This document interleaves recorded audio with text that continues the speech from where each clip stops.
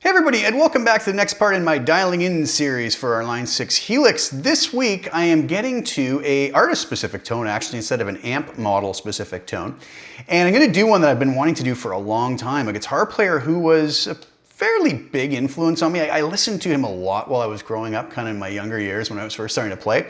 And that's the late great Mr. Randy Rhoads from Ozzy Osbourne.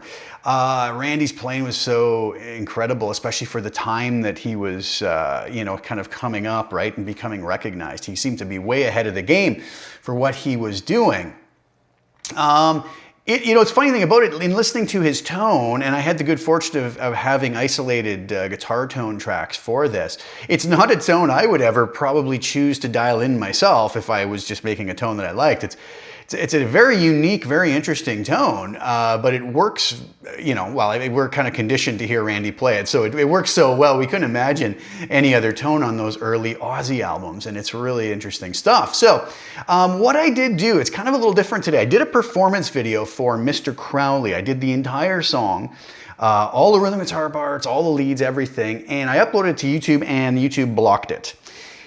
This hasn't happened to me actually ever before, but certain artists, most of the time now you can upload copyrighted material and they just monetize it for the copyright owner. And I agree with that. That's wonderful. That's great. I don't mind that because, I'm using their material for my channel. So they make the money off it. That's great. Nothing wrong with that. But certain artists, certain, labels, I guess, or who's in charge of the rights for these songs just decide that nobody's allowed to use it. So this is one of those songs. So what I did is I edited the video to just be the guitar solos, which include the rhythm guitar parts and the leads from this preset. And they allow that. So they're gonna get the ad revenue from that, and that's fine, that's wonderful. But at least you can hear the tone. So I have that, but I also upload it directly onto my website, and I'll have the link below if anybody does wanna hear the entire song, just so that they can hear what the tone sounds like with the rhythms and everything. That's up on my website as well in the link below, so you can check that out. So that was a fun one, Mr. Crowley. Always been a favorite of mine, and lots of fun there. All right, so let's go over to HX Edit and take a look and see what I did with this preset. So a lot more going on this one. What I decided to do, as I mentioned, I'm using my Variax JTV89F. It's set on, if you go into the input block to the Variax tab, I have it set so that if you come in with a Variax hooked up to this preset, you will get the Lester 1 setting, which is the Les Paul bridge pickup setting. And that's automatically kind of baked into this preset for you. So if you have, and if you don't, it'll work just fine as well. So amp that I went with on this was the Plexi Bright, which we'll come back to in a minute, but let's start at the end of the chain. As always, LA Studio Comp, peak reduction of 5.5, gain of 5, mix of 100%. I did a little bit of EQing on this one, other than the normal low cuts and high cuts of 100 hertz and 12 kilohertz respectively. I have some mid frequencies here at 1.5 kilohertz with a somewhat narrow bandwidth of 4.6, and that's all dipped out by 5.5 dB. So minus 5.5 dB at 1.5 kilohertz with a Q of 4.6. The high frequency setting is set at 3.5 kilohertz with a high Q again of around 4.7. And that's all boosted by 2.5 dB. So that was the EQ. Now the reverb, I used my standard settings just to give it a little bit of, non-direct sound, right? The room reverb, decay of 5.0, pre-delay of 15 milliseconds, mix of 30%. But Randy's tone is interesting. And from what I have read and researched about it is a lot of it came from using condenser mics way back in the room, which would, you'd get the direct, the more direct sound, I should say, from the close mics. And then, so many milliseconds goes back in the room before it hits those room mics. When you blend those together, there's going to be this almost delay between the two mics, which gives it that sound. So what I chose to do is use a simple delay with a time setting of 30 milliseconds, feedback of 0, because I didn't want any repeats. And I blended in a mix of 40. And that gave it a pretty interesting resemblance to that sort of an effect. So that's a pretty important part of this tone. And we'll hear that when we switch it in and out in a couple minutes. Low and high shelf EQ. All the frequencies below 700 hertz are dipped back by minus 1.0 dB. I got very aggressive on the high end.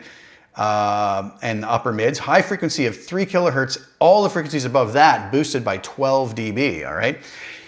Randy's tone was very aggressive, very, shall I say, abrasive maybe? Almost thin sounding, right? So that's how I kind of got around that.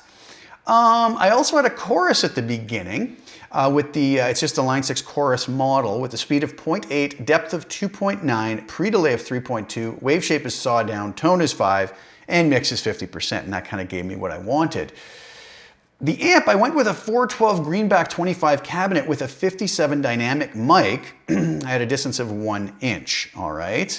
And the amp settings were as follows: drive of 7.1, bass of 3.3, mid of 8.7, treble of 7.7, presence of 7.9, channel volume at 5.4, master at 10. I probably should have turned the output up on this. If you want to go to your output block, if you find the output's a little bit low on it, you can turn it up here.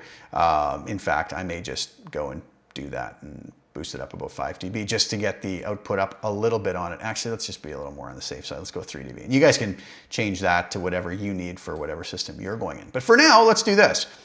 Let's turn off everything except our amp, and we'll see how this sounded. So here is, again, the JTV 89F on the Lester 1 setting, Les Paul bridge pickup. Excuse me, pardon me. And this is just the amp and how that sounded.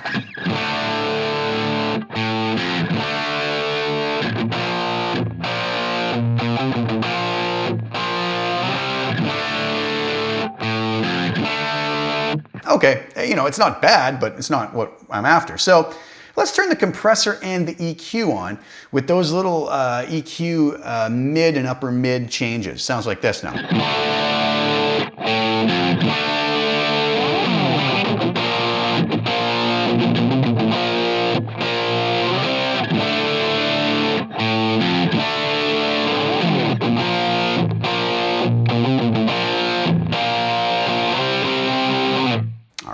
Let's turn the reverb on and this delay that I put in to mimic kind of the room mics. And that sounds like this.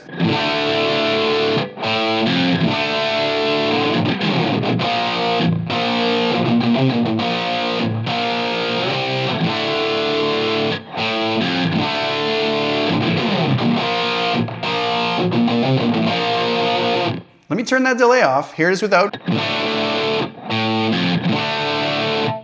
Here it is with.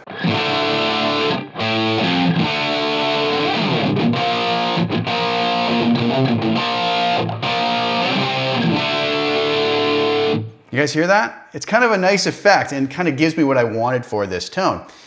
Okay, this is where it's gonna really open this sound up when I go into this high and low shelf EQ. I'm gonna get more of that randiness that we want.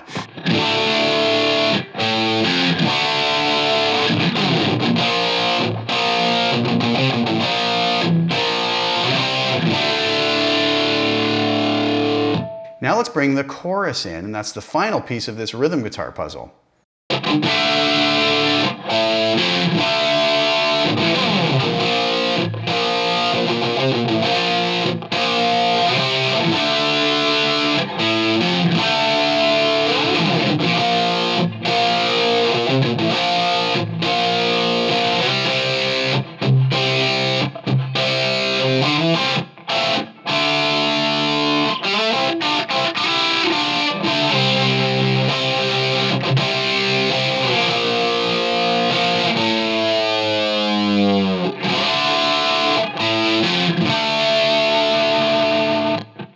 And that's the rhythm tone. I thought it worked quite nicely. Now, again, keep in mind, you know, sometimes tones outside of the mix don't sound great. In the mix, they sound really good. I've said this before in a lot of videos, right? And this is one of those tones that when I hear it outside of the mix, I'm kind of like, meh, I don't know, I really wouldn't dial it in that way. But when you go listen to the performance video, if you go listen to the one on my website, which is the full thing, you'll hear it and you'll go, yeah, you know what, this works really nicely in the mix, right? Is it exactly Randy's tone? No, no, no, as always. This is in the ballpark, right? If you guys want to change things up a bit to get it closer to what you'd like to hear, by all means, go ahead, right? Now, I also have a lead snapshot, and what happens on that? Well, two things. There's a simple delay with these settings, 408 milliseconds on the time. Feedback is 16%, mix of 25%, okay? The reason I set this at 408 milliseconds is I was reading an article about Rhodes, and you know, one of the delays he had back then, that was the max setting. So I remember there was a rumor that he just would always kind of have his delay set at 408 milliseconds. Anyways, this is just more to give a little bit of an echo so the leads sit in the mix a little bit nicer. And I also added a stupor OD. With a drive of 6.2 and a tone of 6.4 to just give that lead a little more aggression. And those two things sound like this.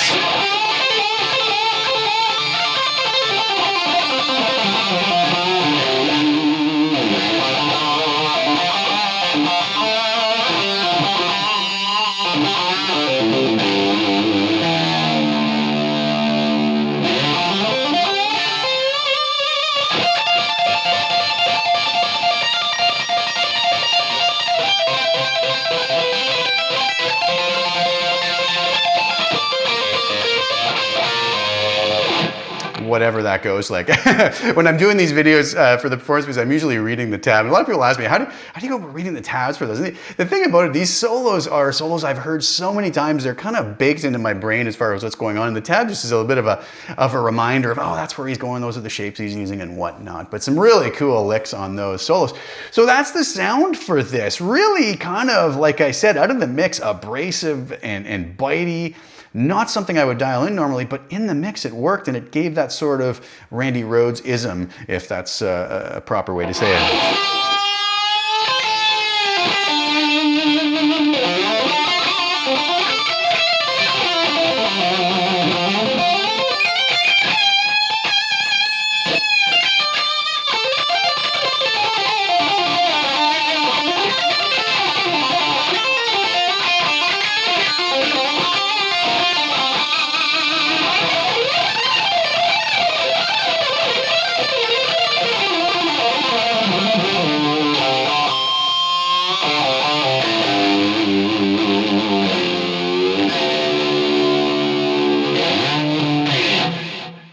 And that's the tone. I hope you guys liked that. So please go check out the performance video. Let me know what you think of it. Like I said, I have the solos only up on YouTube and on my website in the link below. You can check out the entire video of the whole playthrough of the song to really hear how both of these snapshots work. The one thing to keep in mind though is even on the YouTube video where it's just the solos, the rhythm guitar behind it is also this preset. So all the guitars you're hearing, that goes for all of my performance videos, are always just the preset that I'm using at the time. So go grab this off CustomTone. I hope you guys enjoy it. Tweak it to however you need for your guitar and your monitoring system and your ears, as always, you know, and have some fun with it. And I hope you guys enjoy it. It's a bit of a different tone. Not for everything and not for everybody, I'm sure, but a fun one nonetheless.